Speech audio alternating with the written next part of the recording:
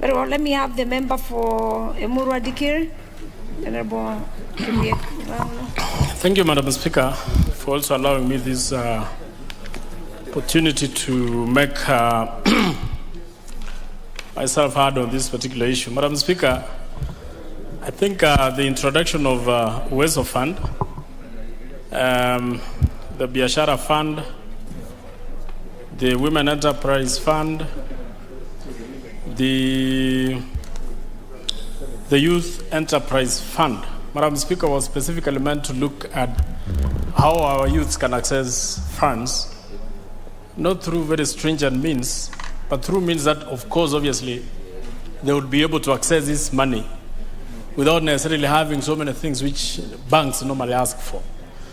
Madam Speaker, remember, if you want to borrow a loan from any bank in this country, you must either have a title deed, you must either have a logbook, you must either have a very huge and a very good bank statement that can allow you to be monitored and understood whether if you are to borrow this money or to be given this money, you would be able to return it back. And of course, the interest on which this money is being borrowed, Madam Speaker, is so high, which of course the introduction of the Youth Enterprise Fund and Uwezo Fund and Women Enterprise Fund, and actually the greatest idea of introducing the Biashara so that we can collapse all these others, Madam Speaker, was geared towards assisting the youths who do not have bank accounts, who do not have title deeds and maybe logbooks to access this money and do business. Madam Speaker, it is only unfortunate that after the completion or the exhaustion of the money, which was around 6 billion, which was supposed or meant to have been for a runoff some years back, when that money was exhausted, Madam Speaker, there was no more money allocated by the Treasury to the Uwezo Fund account and the youth and all that, Madam Speaker. So that our youths who had understood there was some money in Uwezo Fund, Madam Speaker, have tried accessing that money and they cannot.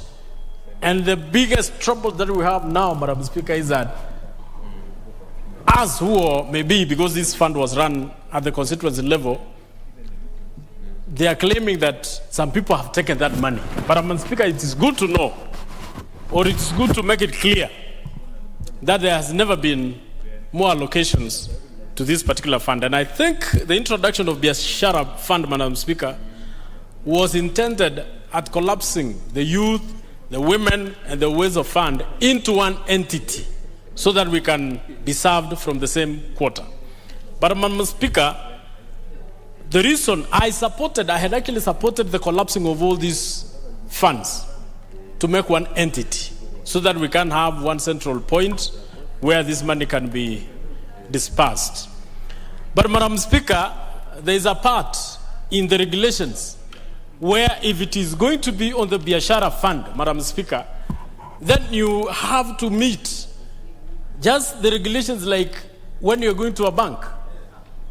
The introduction of these regulations, Madam Speaker, that if a youth wants to get money, then he has to have a title deed, then he has to have a logbook, then he has to have a very good bank statement. Madam Speaker, then we are reverting back to the bank issues. So the reason why myself, I support the annulments of these particular regulations is not that we do not want to collapse these funds or these many funds, but the introduction of the fact that you must have particular documents to be allowed to access this money. Then we are reverting back to the banks. Madam Speaker, I support the committee, and I would wish other committees, other than even the committee on